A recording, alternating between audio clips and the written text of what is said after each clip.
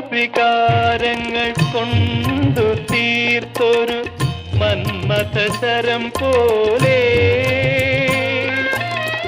വിരിഞ്ഞ പുളകവുമായി ഞാൻ നിന്നു. പരിസരമാകെ മറന്നു നമ്മൾ, പരിസരമാകെ മറന്നു. സ്നേഹസ്വരൂപിണി മനസ്സിൽ നീയൊരു മോഹതരംഗമായി വന്നു. ദാഹിക്കുമെന്റെ കിനാവിന്റെ തീരം താ